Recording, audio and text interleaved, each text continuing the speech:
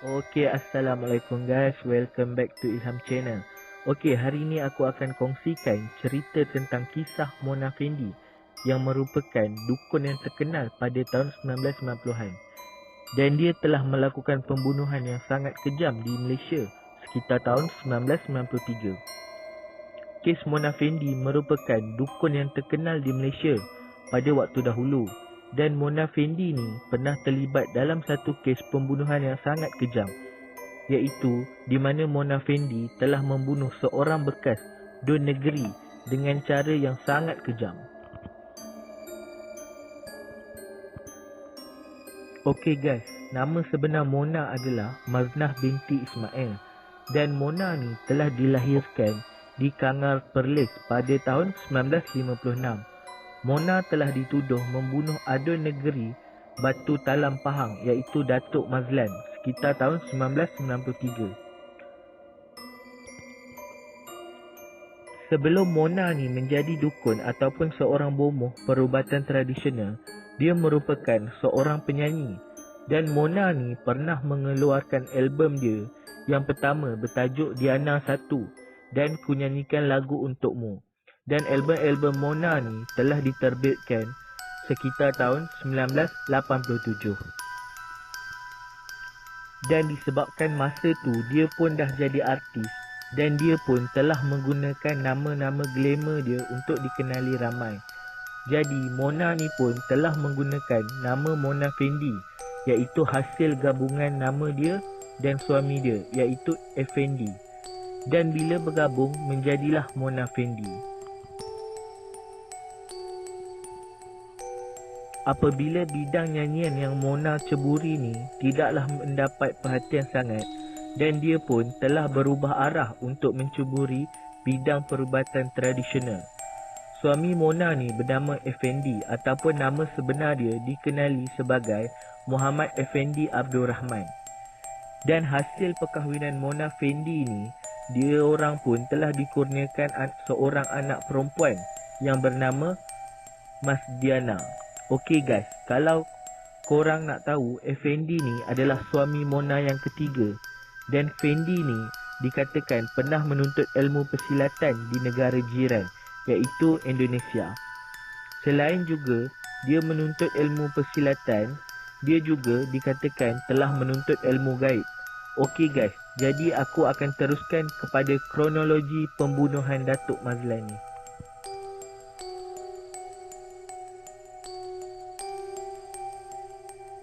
Pada 13 Julai pada tahun 1993, Datuk Mazlan ni telah berjumpa dengan Mona Fendi.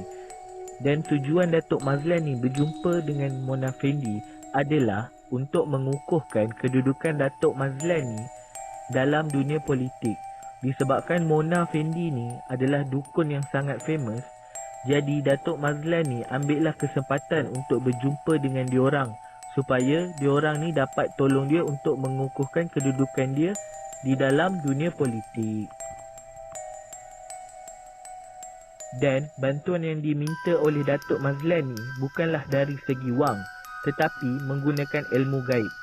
Dan pada masa hari yang telah ditetapkan, Datuk Mazlan ni datanglah ke rumah Mona Fendi untuk membuat upacara ilmu hitam.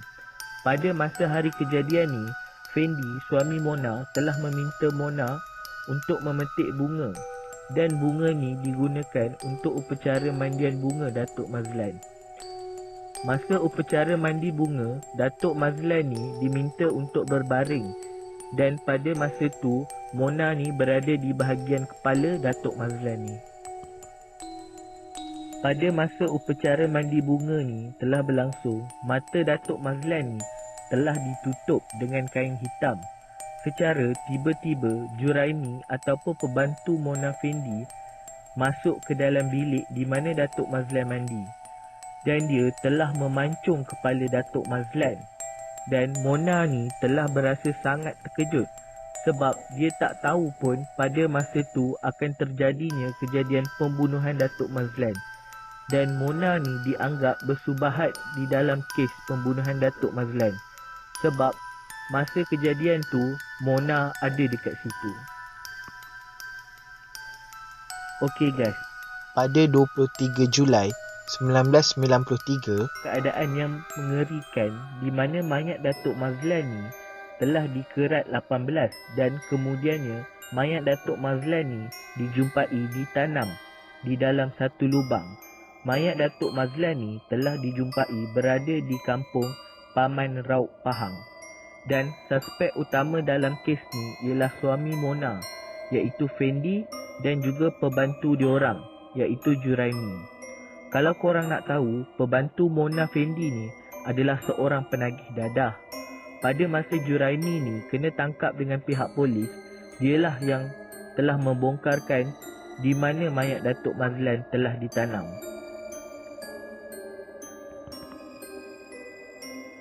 Mayat Datuk Mazlan ni telah dijumpai ditanam sedalam 1.8 meter dan permukaan lubang tu telah disimenkan oleh diorang. Dan Mona Fendi ni telah ditangkap oleh pihak polis di Wangsa Maju, Kuala Lumpur.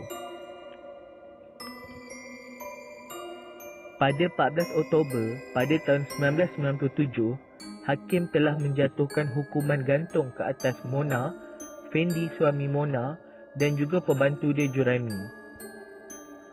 Mona ni bukanlah suspek utama pembunuhan Datuk Mazlan. Mona ni adalah orang tuduhan ketiga. Pada hari perbicaraan sedang berlangsung, peguam bela Mona ni telah membuat rayuan untuk membebaskan Mona. Disebabkan Mona ni adalah orang tuduhan dan bukanlah suspek utama yang membunuh Datuk Mazlan, so Mona ni adalah peluang untuk dibebaskan.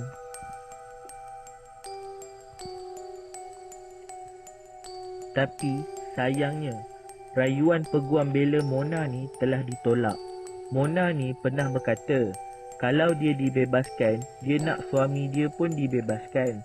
Dan kalau suami dia ni digantung, dia pun nak jugalah digantung. Dan dia pun mintalah hukuman di atas dia diteruskan. Disebabkan dia terlampau sayang dekat suami dia, sampaikan Mona ni sanggup menerima hukuman atas kesalahan dia tak lakukan. Pada 2 November tahun 2001, pada pukul 5.59 pagi, diorang bertiga ni telah digantung secara serentak. Dan mayat Mona Fendi ni telah disemadikan di kampung Sungai Kantan, Kajang.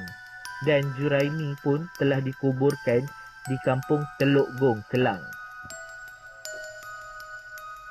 Semasa Mona Fendi ni berada di dalam penjara, banyaklah kisah-kisah seram yang berlaku di dalam penjara tersebut.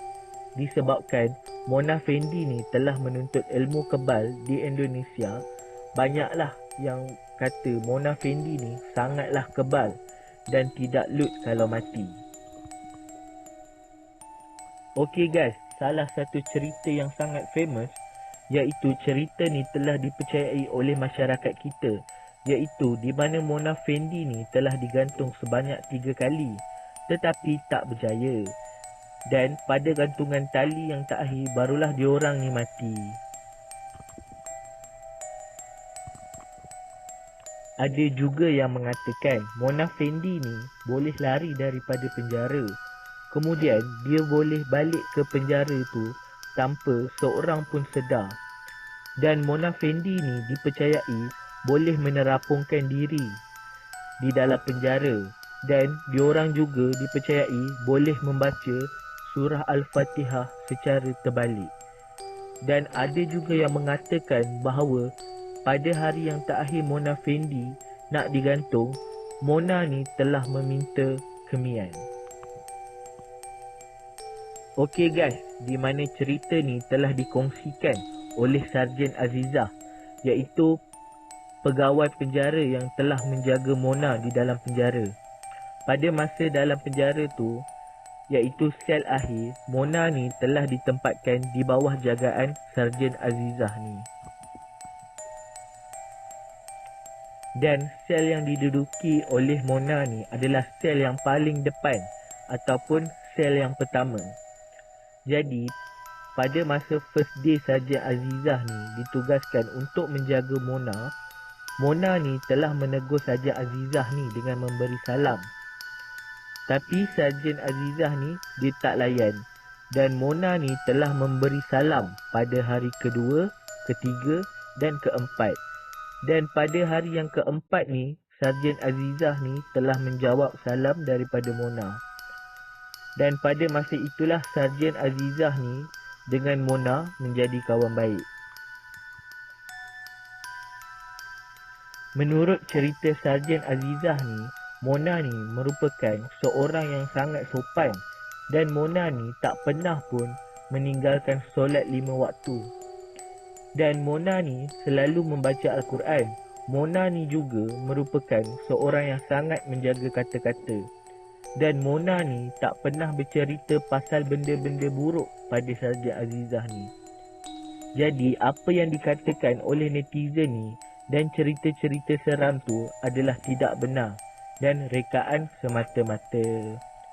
Aku harap video aku kali ni dapat menjelaskan kepada korang sedikit sebanyak siapa sebenarnya Mona.